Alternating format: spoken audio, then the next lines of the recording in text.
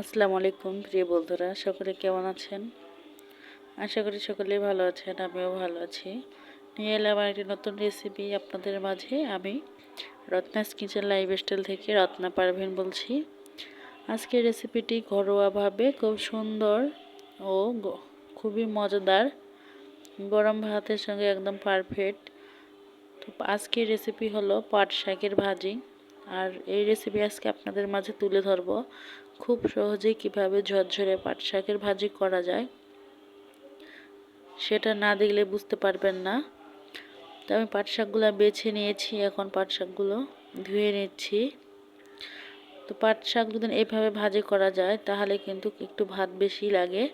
আমরা ভাবি তিতো করে, কিন্তু আসলে পাট শাকটা যদি এইভাবে রান্না করা হয় একদম তিতো করে না। তো আমি মরিচ, রসুন, পেঁয়াজ বেশি করে কেটে রেখে দিয়েছি। আর এখানে আমি কড়াইয়ে পাট শাক ও পানি দিয়েছি। এই যে পানিটা দেওয়ার ফলে যে তিতো ভাবটা থাকে সেটা কিন্তু বেরিয়ে আসবে। আপনারা যারা তিতা খেতে চান না তারা কিন্তু পানিটা দিবেন, তাহলে তিতো ভাবটা বের হয়ে আসবে। তো আমি এখন পরিমাণ মতো লবণ দিয়ে কিছুক্ষণ ঢেকে সিদ্ধ করে নেব। আশা করতেছি আজকের এই রেসিপিটি অবশ্যই আপনাদের ভালো লাগবে। দেশ ও দেশের বাইরে যে সকল প্রিয় বন্ধুরা আছেন, আমাকে যেমন সবসময়ের জন্য ভালোবেসে সাপোর্ট করে এগিয়ে যাওয়ার উৎসাহ দিয়েছেন, এরকমভাবেই উৎসাহ দিবেন। আর আপনাদের মাঝে নিত্য নতুন রেসিপি নিয়ে হাজির হব অবশ্যই, ইনশাল্লাহ। তো আমি শাকটা কিন্তু এপিট এপিট করে নেড়ে চেড়ে দিচ্ছি, যেন এক পাশে শুধু সেদ্ধ হয়ে না যায়। নেড়ে দেওয়ার কারণে দুপাশে খুব সুন্দরভাবে সেদ্ধ হয়ে যাবে। আবারও ঢেকে দিলাম, কিছুক্ষণ পর আবারও চলে এলাম। আজকের রেসিপিটি কিন্তু সত্যি খুব ভালো লাগবে। যারা পাট শাক খেতে চান না তারাও আঙ্গুল চেটে পুটে খাবেন। আজকের রেসিপিটা যারা পাট শাক খেতে চান না, আজকের রেসিপিটা শুধু তারা দেখুন, বুঝতে পারবেন যে কতটা সুন্দর খেতে হয়।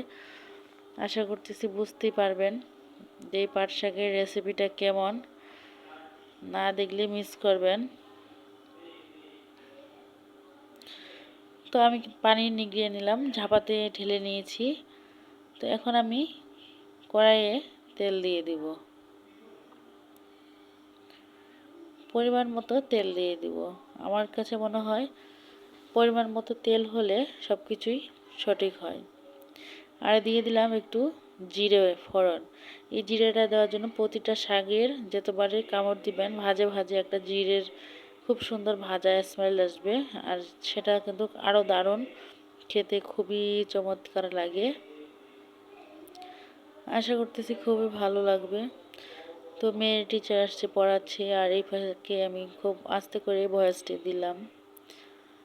তো পানিটা ঝরিয়ে নেওয়ার পরে শাকগুলো আমি দিয়ে দিলাম, রসুন পেঁয়াজ কাঁচামরিচগুলো লাল লাল করে ভেজে নেওয়ার পরে এখন আমি আস্তে আস্তে করে পুরো শাকটাই ভেজে ঝরঝরে করে নেব। যারা খান না তারা অবশ্যই এই রেসিপিটি ট্রাই করবেন, তাহলে বুঝতে পারবেন যে এই রেসিপিটি কতটা লোভনীয়।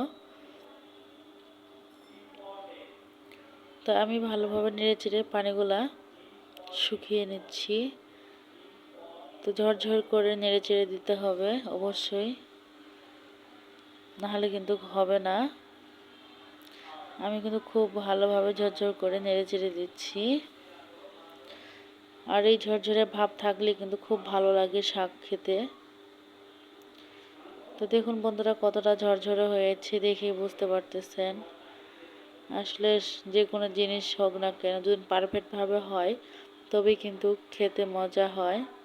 পারফেক্টভাবে না হলে কিন্তু কোনো কিছুই ভালো লাগে না। তো দেখুন একদম কিন্তু রেসিপিটি প্রায় হয়ে গেছে। পাট শাকের বাড়তি ঝামেলা নেই, খুব সহজেই এই রেসিপিটি আপনারা বাসায় তৈরি করতে পারবেন। আশা করতেছি সকলেরই খুব ভালো লাগবে। তো আমি এখন উঠিয়ে নিচ্ছি, দেখুন কতটা ঝরঝরে হয়েছে। মাশাআল্লাহ খুব সুন্দর হয়েছে দেখতে, যেমন খেতে কিন্তু তার থেকেও সুন্দর হয়েছিল। আপনারা ট্রাই না করলে বুঝতে পারবেন না। আশা করতেছি আপনারা বাসায় ট্রাই করবেন। আর আজকের রেসিপিটি কেমন হয়েছে অবশ্যই কমেন্টে জানাতে ভুলবেন না। এরকম নিত্য নতুন রেসিপি পেতে অবশ্যই চ্যানেলটি সাবস্ক্রাইব করে পাশে থাকতে হবে। সবার আগে ভিডিও পেতে চাইলে নোটিফিকেশনটি চালু করে দিবেন।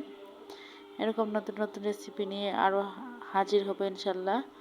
আজকের মতো এখানেই। রেসিপিটি যদি ভালো লেগে থাকে অবশ্যই কমেন্টে জানাবেন। আজকের মতো বিদায় নিচ্ছি। সকলে ভালো থাকবেন, সুস্থ থাকবেন। আল্লাহ হাফেজ। আসসালামু আলাইকুম।